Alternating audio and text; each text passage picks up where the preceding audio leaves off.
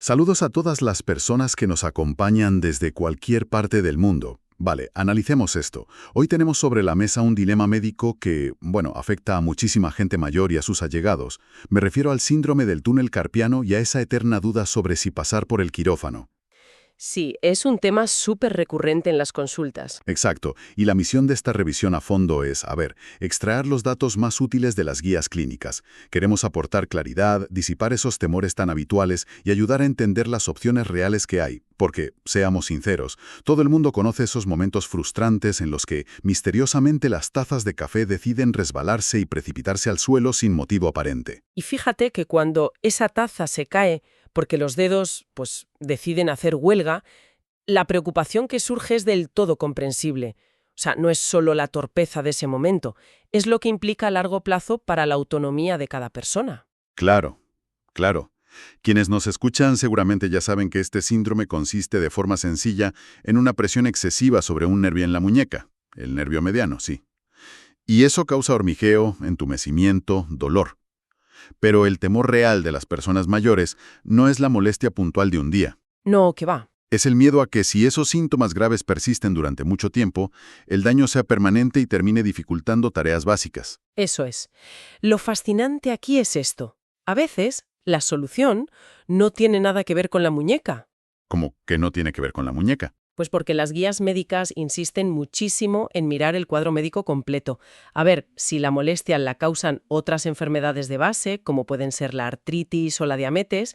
El simple hecho de tratar y controlar esas enfermedades hace que el dolor de la mano desaparezca por completo. Ah, entiendo. Y sin operar. A veces existe una tentación de precipitarse hacia la cirugía cuando la respuesta estaba, por ejemplo, en ajustar la medicación para la diabetes. O sea que antes de mirar al cirujano, hay que revisar el historial clínico general de la persona. Y hablando de no precipitarse, las directrices son bastante claras sobre agotar primero las vías conservadoras. Sugieren probar esas alternativas durante un periodo de 3 a 12 meses, dependiendo de la gravedad. Así es. Hablamos de medidas muy del día a día. Dar descanso a la articulación, aplicar hielo y, muy especialmente, recurrir a las férulas nocturnas. Son fundamentales. Pero a ver, si el problema es verdaderamente mecánico y el nervio está atrapado, ¿realmente una simple férula de tela y plástico puede evitar una operación? Parece casi demasiado sencillo. Y precisamente por ser tan sencillo, la gente tiende a subestimarlo. Al dormir, doblamos las muñecas en posturas imposibles que multiplican la presión sobre ese nervio. Ya, es verdad. La férula simplemente mantiene la articulación en una posición neutra.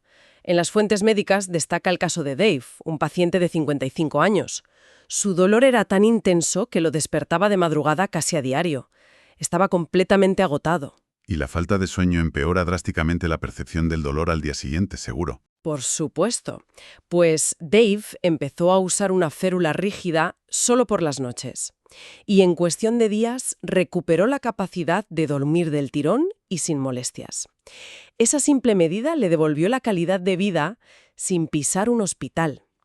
Es el primer paso indiscutible. El problema llega cuando pasan esos meses, usas la férula, pones hielo y el hormigueo sigue ahí, recordándote que la taza de café sigue en peligro. Ahí es cuando la opción quirúrgica entra en el tablero y la palabra operación impone bastante respeto. Impone respeto, sí, pero los datos actuales deberían tranquilizar bastante.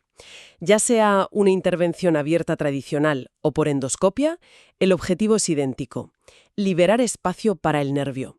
Es un procedimiento ambulatorio rutinario con anestesia local. Llegas, te operan y a casa. Exacto. El paciente vuelve a casa el mismo día. Ya.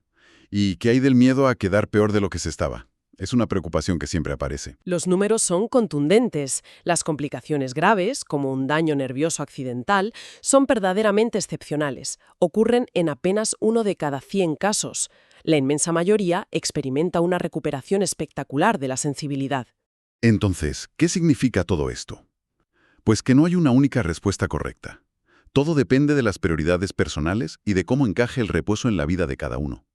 Tomemos de ejemplo a Javier, otro caso de las guías. Sí, el caso de Javier es muy revelador. Un trabajador que decidió programar su cirugía justo para la época de menos trabajo en su sector. Así pudo recuperarse tranquilamente durante semanas en casa. Fue muy estratégico.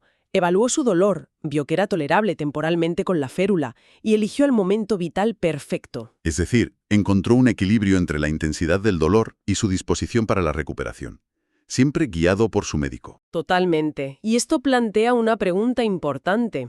Solemos dirigir todo el miedo hacia el quirófano y los riesgos de la intervención. Sí, ¿es lo más habitual? Pero si el entuecimiento de los dedos nos hace cometer errores constantes en nuestras tareas diarias, ¿hasta qué punto el verdadero riesgo no es la cirugía en sí, sino el peligro de sufrir un accidente doméstico grave por perder la sensibilidad en las manos? Vaya. Hablamos de cosas como quemarse al cocinar o caerse por no poder agarrarse bien a una barandilla. Es una reflexión sumamente interesante que cambia la perspectiva por completo. A veces, no actuar tiene muchos más riesgos que intervenir. Invitamos a todas las personas que nos escuchan a darle una vuelta a esta idea y a valorarlo siempre con sus profesionales médicos. Ha sido un verdadero placer compartir esta charla. Nos despedimos con mucho optimismo, deseando salud, claridad y mucha tranquilidad en sus futuras decisiones. Hasta la próxima.